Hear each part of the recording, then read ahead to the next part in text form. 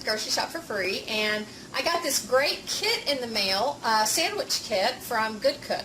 They sent me these flexible cutting boards for sandwiches, and a tomato slicer, onion slicer to make sandwiches with, and the cheese slicer to add to my sandwich, sandwich keeper for when I get all done, and a great spatula, and it'll also cut the sandwich in half if I want. Okay, so that's cool. So Good Cook has inspired me to come up with a sandwich recipe. So actually they asked me to come up with a sandwich recipe, not so much inspired because I don't do a whole lot of cooking, but I was inspired to make carb-free bread, or to find carb-free bread.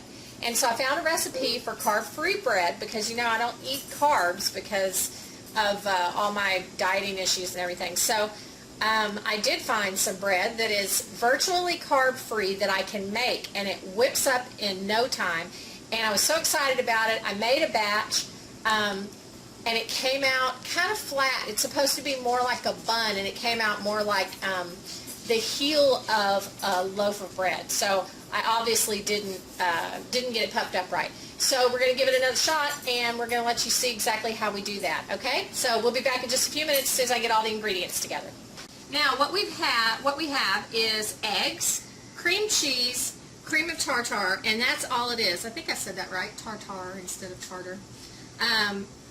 This is all the ingredients, if I remember correctly. I'm trying to do this by memory. But one thing is they said that you could use cream cheese or you can use whole milk cottage cheese. And I just happen to have cream cheese on hand.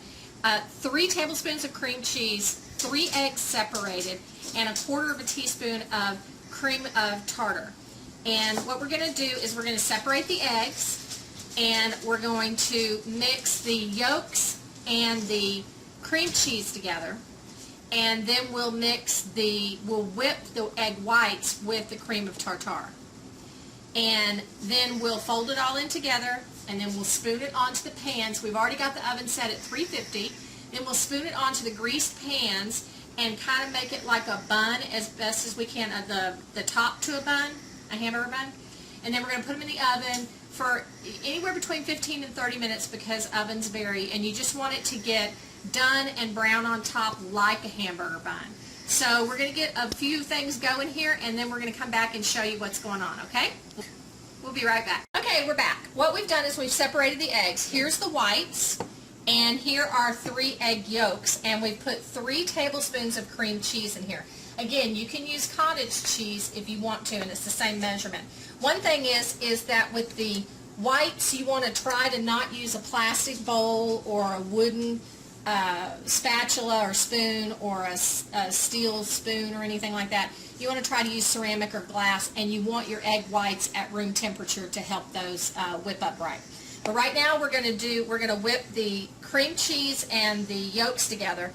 Then we're going to put 1/4 teaspoon of cream of tartar in with the egg whites, and we're going to whip those up until they become peaks, and get them as stiff as we can without breaking it and making them break back down. So we'll be back in just a minute.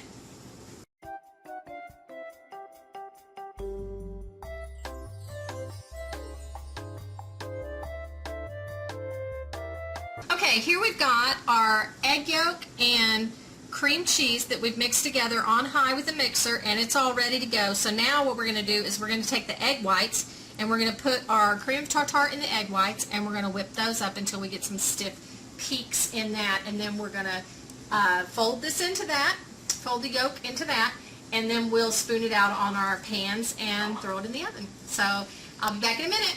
Okay, now we're back, and we've whipped the egg whites. As you can see, they've come up to a peak, so they're good and stiff. And so now we're going to mix, we're going to fold in the egg yolks, and really gently so that we don't break this, and then we're going to spoon it onto the pan. So let me fold the egg yolks in, and I'll be right back.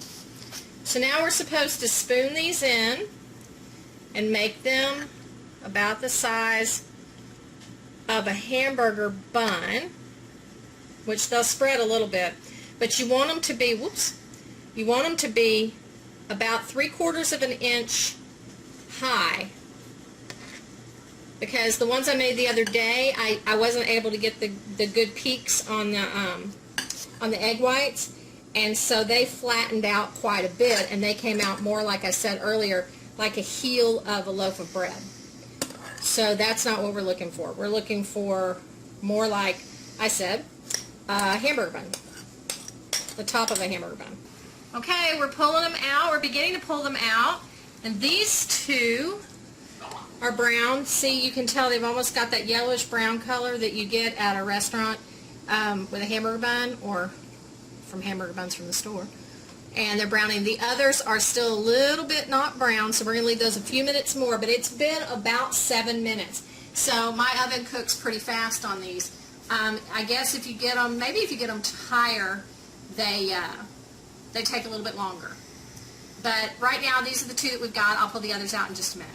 All right, now we've gotten all but one out. There's one that's still a little bit yellow, and if you use a very flat, thin spatula, you can get up underneath these pretty good and move them around a little bit so you can see kind of what they're like right now. And what you want to do is you want to put them in either a plastic bowl with a lid or a Ziploc baggie overnight. And tomorrow they will have the consistency of bread. Like I said, I did the other ones before, and they came out just like the consistency of bread. These, though, right now are more meringue, so they will kind of crunch and break. If that's what you like, then you can eat them now. But what I'm going to do is I'm going to put these in a plastic bowl, and I'm going to leave them until tomorrow. And then tomorrow we'll make our sandwich. And we'll shoot a picture and put it in the post so you can see what the sandwich looks like with the bread. Okay? Thanks so much. This is Diane with Grocery Shop for Free. Bye-bye.